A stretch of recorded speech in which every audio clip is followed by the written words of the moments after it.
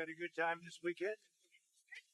We had a lot of very interesting things happen. I think we're making a lot of progress on Ukraine and Russia.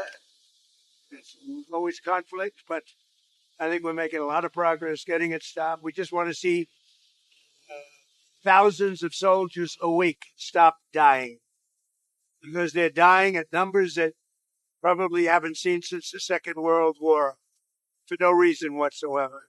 It's a shame. It's a shame. So I think we are making progress step by step.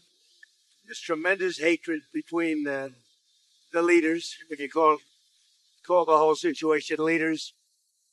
But I think we'll get that done. And the Middle East, a lot of things are happening with respect to Iran. And we'll see if we can get something done. And if not, it's going to be a bad situation. Very, very bad. You said on the oil sanctions that you mentioned today, when will they start? So we have a couple. We have the secondary tariffs on Iran, and we'll probably give it a couple of weeks. And if we don't see any progress, we're going to put them on. We're not putting them on right now, but if you remember, I did that 6 years ago, and it worked very well, to put it mildly. And if the election weren't rigged, you would have a situation where there would be no problem with Iran today. But it was. Biden didn't know what he was doing, obviously. And we have a very rough situation in the Middle East because of that. You ended up with October 7th, and you would have never had October 7th, and you would have never had Russia going into Ukraine likewise. But we're going to make a decision on secondary tariffs on Iran based on whether or not they're going to make a deal. If they're going to make a deal, then we're never going to put secondary tariffs on. We're going to hope they have a great, long, and successful life as a country. But we'll see what happens. Very, very interesting. I can't imagine them doing anything else but making a deal. I would prefer a deal to the other alternative, which I think everybody in this plane knows what that is. And that's not going to be pretty, and I do not prefer that. So, Mr. President, on the tariffs, you said that you were at one point that the tariffs Tuesday would be more conservative than what people might think.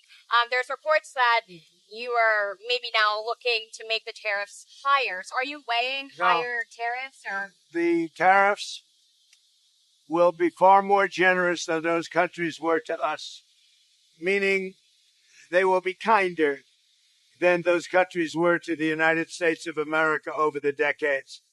They ripped us off like no country's ever been ripped off in history. And we're going to be much nicer than they were to us, but it's substantial money for the country, nevertheless.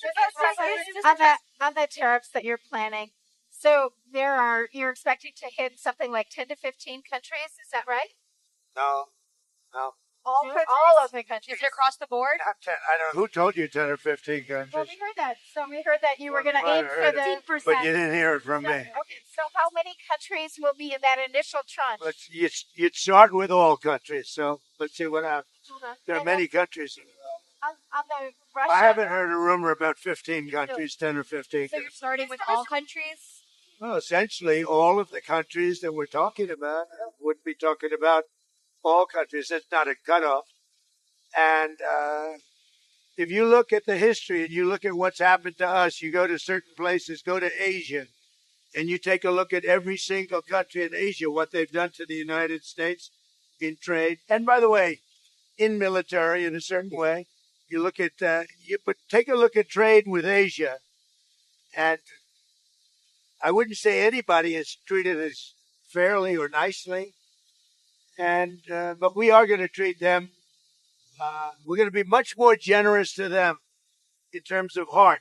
We're going to be much more generous than they were to us. You said that you were not joking about a third term, about possibly wanting a third term. Does that mean you're not planning to leave office on January 20th? I'm not looking at that, but I'll tell you, I have had more people ask me to have a third term, which is in a way a fourth term because the other election, the 2020 election was totally rigged. So it's actually sort of a fourth term in a certain way. I just don't want the credit for the second. because Biden was so bad. He did such a bad job. And I think that's one of the reasons that I'm popular, if you want to know the truth. I think I'm popular because we've done a great job. I think we've had the best almost 100 days of any president. And most people are saying that. And it's an honor. We're bringing back our country. We're respected as a country again. And we're strongly respected. And people are amazed. I was with some very important people today, and they said that they've never seen a turnaround of a country as fast as this. Even look at our border. We have nobody coming in. And you can come into our country, but you have to come in legally. But we have nobody coming in to our country. It's almost shut down. They've never seen anything like it. The Constitution limits a president to 2 terms. Is it your understanding that they have to I be? don't even want to talk about it. I'm just telling you, I have had more people say, please run again. They said, we have a long way to go before we even think about that. But I've had a lot of people. Yeah, go ahead. Did you have something? Yeah, I just wanted to ask, do you think that's an appropriate precedent to set, even if it wasn't you in this position, to see a president serve a 3rd term? I don't want to talk about a 3rd term now because no matter how you look at it, you got a long time to go. We have a long time. We have almost 4 years to go. And that's a long time. But despite that, so many people are saying, you've got to run again. They love the job we do. Most importantly, they love the job we do. So you said you were upset with Putin. Would you say your relationship with Vladimir Putin is at its lowest point right now? No, I don't think so. I don't think he's going to go back on his word. You're talking about Putin. I don't think he's going to go back on his word. I've known him for a long time. We've always gotten along well, despite the Russia hoax. It's a hoax created by Clinton and Schiff and all of these lunatics. And that really was a dangerous point. That was a very dangerous thing they did to this country. It was a pure, unadulterated scam, hoax. But no, I think he'll be okay. When he isn't, I was disappointed in a certain way. Some of the things that were said over the last day or two having to do with Zelensky, because when he considers Zelensky not credible, he's supposed to be making a deal with him, whether you like him or you don't like him. So I wasn't happy with that. But I think he's going to be good. And I certainly wouldn't want to put secondary tariffs on Russia, but if they were put on, it would not be very good for them. We put secondary tariffs on, as you know, in Venezuela. And it's had a very strong impact on Venezuela. You know that every ship just got out and they left. A lot of them left. They dropped the hoses right into the ocean and they left. They didn't want to be there for a minute because they didn't want those tariffs to catch on, or they didn't want me to see them there. So the Venezuela secondary tariffs, all secondary tariffs are very strong because essentially it says if you disobey our orders, you cannot do business in the United States of America. And that's the cash cow. Will that imply to Chinese companies buying Russian oil as well, if you plan to go ahead with those? So if, in the case of Venezuela, as you know, China pulled up anchor and left. They were there. They had 2 ships there, and they left. They left empty. They didn't want to take a chance. No, we're not playing games. Okay, any other questions? Sir, will you clarify, are you planning to leave office January 20th, 2029, or are you saying you might not? Go ahead. Any other questions? TikTok. On TikTok. The deadline's we're coming working up. on TikTok. We have a lot of potential buyers. There's tremendous interest in TikTok. The decision is going to be my decision, as you know, through Congress. They've given me the power to make the decision. We have a great team of people essentially taking bids. We have a lot of people that want to buy TikTok. We're dealing with China also on it because they may have something to do with it, and we'll see how that goes. But it's something I think you're going to have. I'd like to see TikTok remain alive. I mean, I'll be honest, selfishly speaking, I won the young vote by 36 points. Republicans generally don't do very well with the young vote, and I think a lot of it could have been TikTok. It could have been Joe Rogan, and it could have been a lot of things, but it was also TikTok. TikTok is it's very interesting. A lot of want to buy it. If no deal, will you extend the deadline? Well, there'll be a deal with TikTok. So on the poll that We would. Mr. President, deadline for Russian President Vladimir Putin.